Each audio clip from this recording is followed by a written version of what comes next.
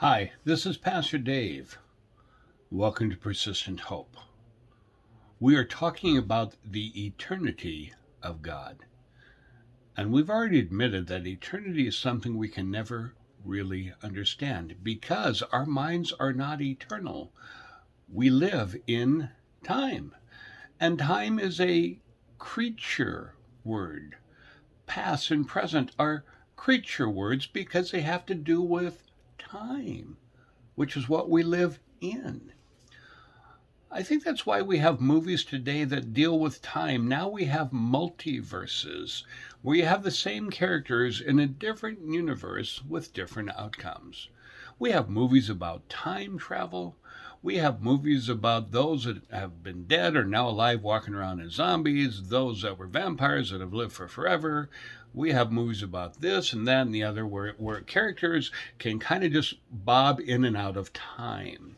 We even have books, whether it's science fiction or other books. Beauty of fiction is authors can take us to really cool places. And quite often those places involve, let's just not be limited by time. Let's go here, let's go there. But the reality is, we live in time. God sits above time. Now, some of you grew up in the church and you will remember the words to this classic hymn. O God, our help in ages past, our hope for years to come, our shelter from the stormy blast, and our eternal home. Before the hills in order stood, or earth received its frame, from everlasting you are God, to endless years the same. Psalms 90 says, Lord, you have been our dwelling place throughout all generations. Before the mountains were born, or you brought forth the earth and the world, from everlasting to everlasting, you are God. God is not in time. Time does not apply to God. God is not affected by the clock, the calendar, or the checkbook. Now, by now, you've probably figured out what I'm trying to do, trying to explain the eternity of God, which cannot be explained. But here's what can be explained. You can give your life to Him who sits above your whole story. In fact, He sits above the whole story of life.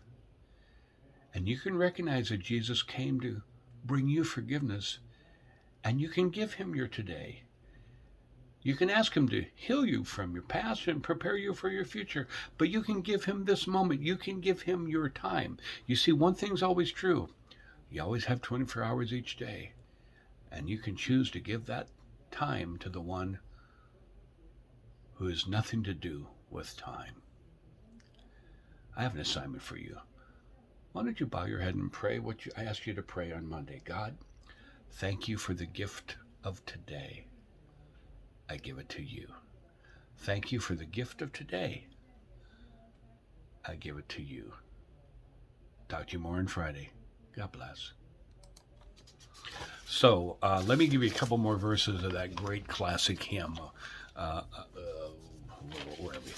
That hymn, O God, our help in ages past. Verse 4 says, 1,000 ages in your sight are like an evening gone, short as the watch that ends the night before the rising sun. And I love verse 5. Time, like an ever rolling stream, bears all its sons away. They fly forgotten as a dream dies at the opening day. You see, if you're a Christ follower, the fact that time is such a narrow, claustrophobic thing is a reality of hope, because we know the one who sits above time, and we can give our time to Him. But you can also understand that for those that don't know Him, the shortness and brevity of life and time are like a pronouncement of doom. Have you given God your time? I mean, really giving Him your time? I know it's easier to say, give Him today, and I try to do that every morning. God, help me live for you this day. Help me hear your voice. Let me be interrupted by something you may have in mind that I don't have scheduled. But can I ask you, have you given God your time? You know what that means? Have you given him your yesterday? Do you know you carry a lot of baggage from your yesterdays? And if you're married, you've inherited baggage you didn't pack. And if you're in a second or third marriage with stepchildren and extended families, there's a whole lot of terminal luggage.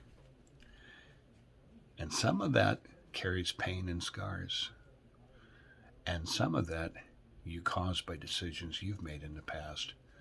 And others that you bear the brunt of are because of decisions others made that you had no control over. Have you given God your time? Have you given him your yesterday?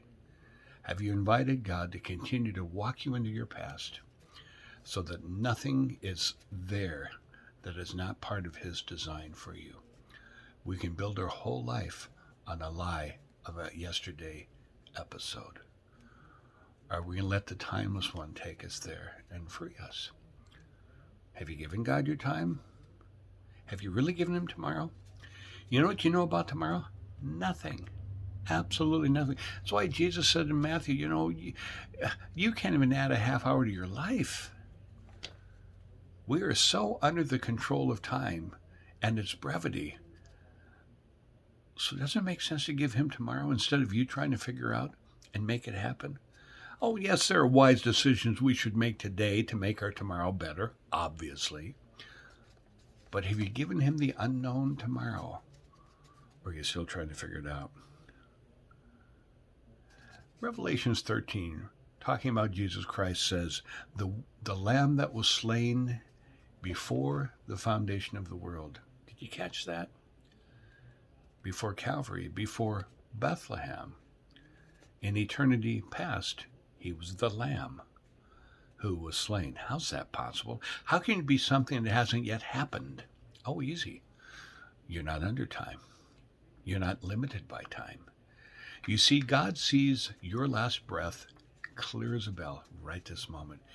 God sees the last breath of your great-great-grandchild. What a privilege to give him our time and trust him for tomorrow. And if that doesn't give you hope, maybe that's why people around you are not seeing hope in you. Now, it sounds like I'm scolding you, and I'm not. Believe me, I'm preaching to the choir here. Let's make sure we've given God our time. C.S. Lewis describes the pictures of all of everything was one sheet of paper. So the left end of the paper is not the beginning because it's before the beginning. It's beyond eternity past. It's unlimited past. And the right side of the paper, it's white sheet of paper, you with me? Is into the beyond the future, beyond the tomorrow, beyond the limitless. So that represents the big picture. We have it on a sheet of paper because we in our finite minds need to have a frame that makes sense. So there's our picture of eternity past and eternity future and everything beyond eternity. It says now on that sheet of paper, whether you have an 8.5 by 11 or an 8.5 by 14, whatever you want, landscape, portrait, somewhere in that, you take a calendar or you take a ruler and you take a pencil and you just somewhere near you draw a 1-inch line. Anywhere on that sheet of paper. He said that 1-inch line is time. All of time. In the light of all God is, it becomes such an easy thing to give to him. Trust you'll do that this week. God bless.